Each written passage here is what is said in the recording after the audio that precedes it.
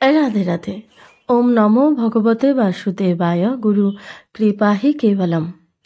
শ্রী শ্রী গুরুদেবের আশীর্বাদ নিয়ে, শ্রী শ্রী রাধারানীর আশীর্বাদ নিয়ে আজ শ্রীমদ্ ভগবত গীতার সাধক সঞ্জীবনী শ্রী রাম সুখদাসজির লেখা 3য় অধ্যায়ের 19 নম্বর শ্লোকটি ব্যাখ্যাসহ পড়ে শোনাচ্ছি। জয় রাধা বল্লভ শ্রী হরিবংশ। পূর্বের দুটি শ্লোকে বর্ণিত মহাপুরুষদের স্থিতি লাভ করার জন্য সাধকদের কি করা উচিত তা জানানো হয়েছে। পরবর্তী শ্লোকে ভগবান সেই সাধন প্রণালী জানাচ্ছেন। তস্মাদ অশক্ত সততং কার্যকর্ম সমাচর, অশক্ত হ্যাচরণ কর্ম পরমাপ্নতি পুরুষ। অর্থাৎ এতএব তুমি সর্বদা আসক্তিশূন্য হয়ে যথাযথভাবে কর্তব্য কর্ম পালন করো, কারণ অনাসক্ত হয়ে কর্ম করলে মানুষ পরমাত্মাকে অর্থাৎ মোক্ষ লাভ করে। আগের শ্লোকটির সঙ্গে এই শ্লোকের সম্পর্ক জানাবার জন্য এখানে তস্মাদ পদটি যুক্ত হয়েছে। ব্যাখ্যা: তস্মাদ শক্ত সততং কার্য কর্ম সমাচর।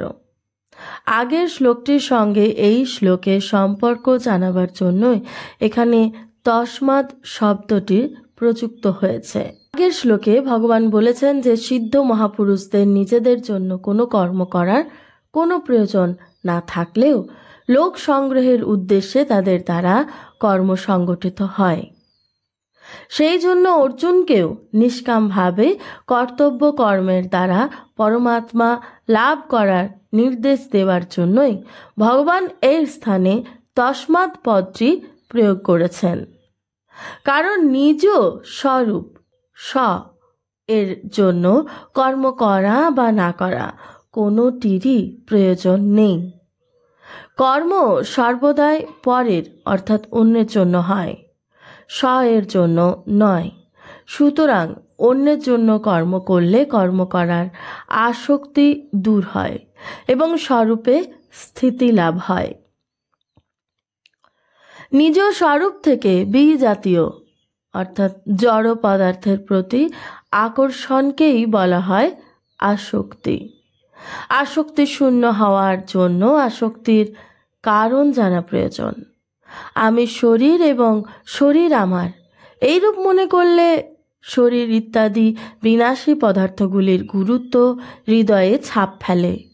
সেই জন্যই ওইসব পদার্থে আসক্তি আসে।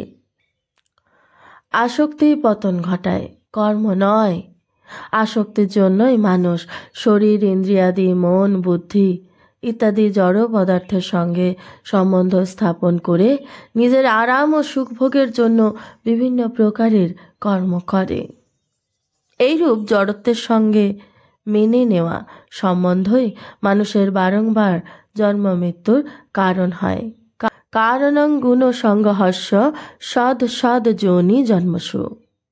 আসক্তি শূন্য হয়ে কর্ম করলে জড়ত্ব হতে সম্পর্ক বিচ্ছিন্ন হয়ে যায়।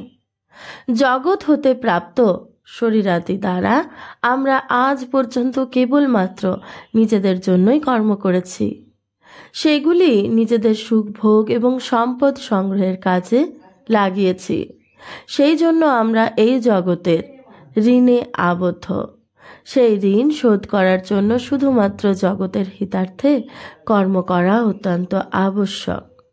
নিজের জন্য ফলের আকাঙ্ক্ষা নিয়ে কর্ম করায় পুনরায় ঋণ শোধ তো হয় না, উপরন্তু নতুন ঋণের উৎপত্তি হয়ে যায়। ঋণ মুক্ত হওয়ার জন্য আমাদের বারংবার জন্মগ্রহণ করতে হয় এবং নিজের জন্য কিছু না করলে বা কিছু আশা না করলে নতুন ঋণ উৎপন্ন হয় না। এইভাবে পুরনো ঋণ যখন শেষ হয় এবং নতুন ঋণ উৎপন্ন হয় না, তখন আবদ্ধ হওয়ার কোনো কারণ না থাকায় মানুষ স্বতই মুক্ত হয়ে যায়। কোনো কর্মই চিরকালের জন্য স্থায়ী হয় না, কিন্তু আসক্তি চিরকাল থেকে যায়। সেই জন্য ভগবান শততম অশক্ত পদের দ্বারা চিরদিনের মতো আসক্তি শূন্য হতে বলেছেন। সাধকের মনে এইরূপ কথা চিরকাল জাগরুক থাকা প্রয়োজন যে আমার কখনো আসক্ত হওয়া উচিত নয়।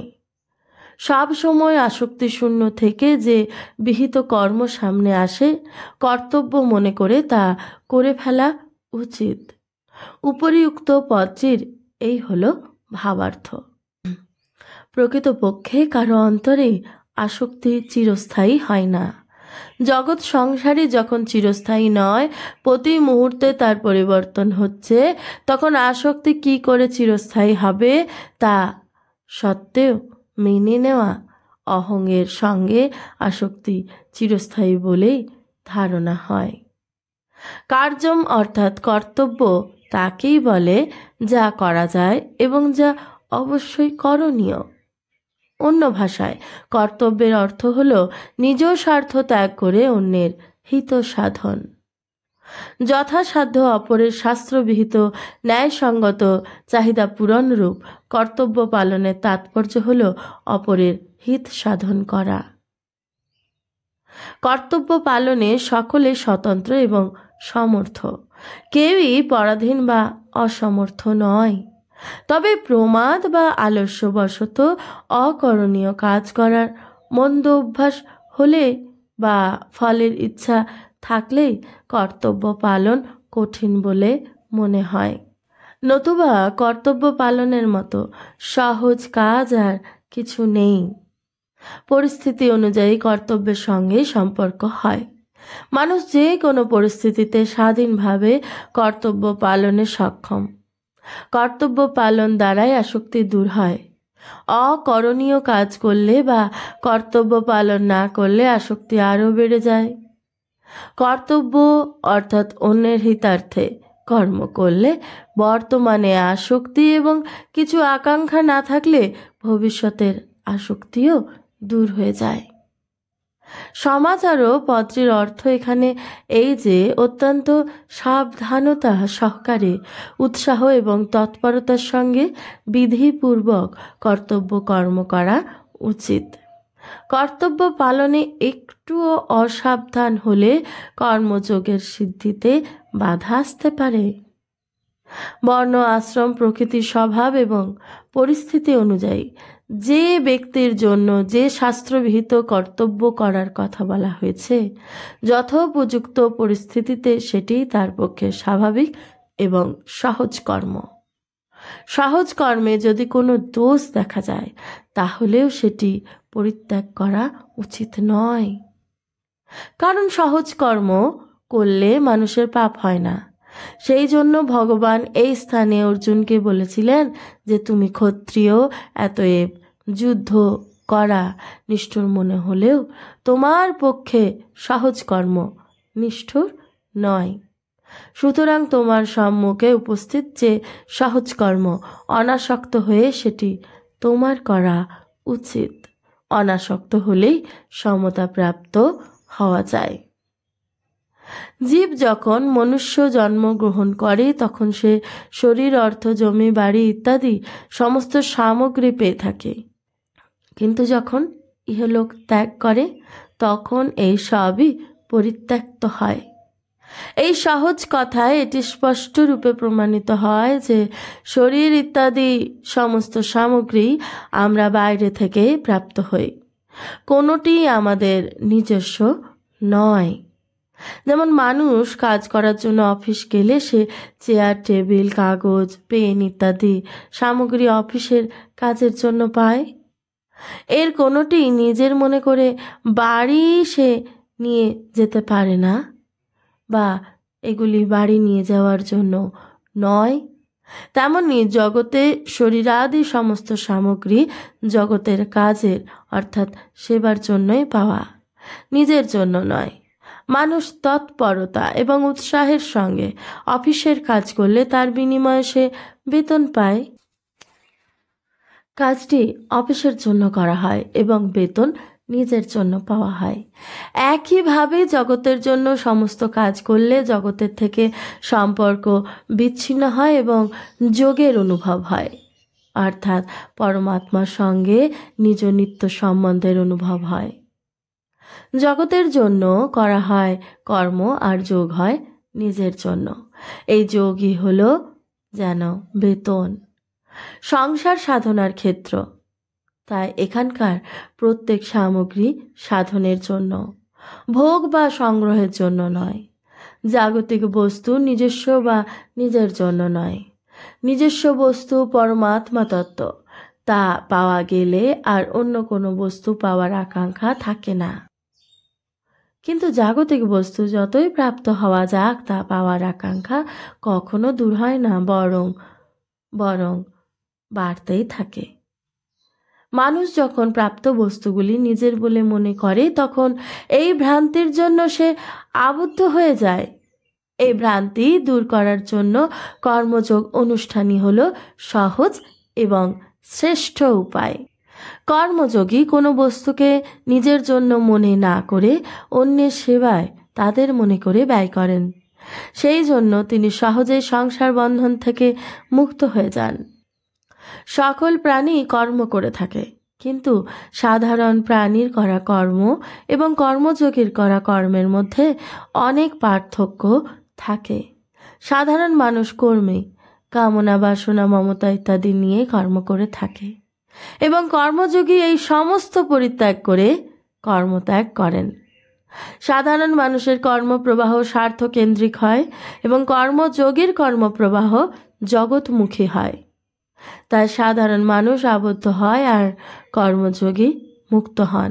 অশক্ত হ্যাচরণ কর্ম, এর তাৎপর্য মানুষই তার কামনা বাসনা দ্বারা জগতের সঙ্গে সম্পর্ক স্থাপন করে থাকে, জগৎ নয়। সুতরাং মানুষের কর্তব্য হলো জগতের হিতের জন্য সমস্ত কর্তব্য কর্ম করা এবং তার বিনিময়ে কোনো ফল আশা না করা। এই প্রকার আসক্তি শূন্য হয়ে, অর্থাৎ আমার কারো কাছে কিছু চাইবার নেই, এইভাবেই জগতের জন্য কর্ম করলে জগৎ সংসার হতে স্বতই সম্পর্ক ছেদ হয়ে যায়। কর্মযোগী জগতের সেবা করায় বর্তমানের সামগ্রী থেকে এবং কিছু আকাঙ্ক্ষা না থাকায় ভবিষ্যতের বস্তু সামগ্রী থেকে তার আসক্তিমূলক সম্বন্ধ ত্যাগ হয়ে যায়। মেলার সময় স্বেচ্ছাসেবকগণ তাদের কর্তব্য মনে করে সারাদিন যাত্রীদের সেবা করে, তার পরিবর্তে তারা কিছু চায় না। সেই জন্য রাতে ঘুমের সময় তাদের মনে লাভ লোকসানের কোনো হিসাব থাকে না, কারণ তারা কিছু আশা করে সেবা করেনি। এইরূপ সেবার ভাব নিয়ে যে অন্যের জন্য সমস্ত কর্ম করে এবং কারো কাছ থেকে সম্মান, মর্যাদা ইত্যাদি কিছু আশা করে না, তার মনে জগৎ সংসারের কোনো প্রভাব থাকে না। সে অতি সহজেই সংসার বন্ধন থেকে মুক্ত হয়ে যায়। কর্ম সকলেই করে, কিন্তু তখনই কর্ম যোগ হয় যখন আসক্তি শূন্য হয়ে অন্যের জন্য কর্ম করা হয়। শাস্ত্রবিহিত কর্ম করলে আসক্তি দূর হওয়া সম্ভব।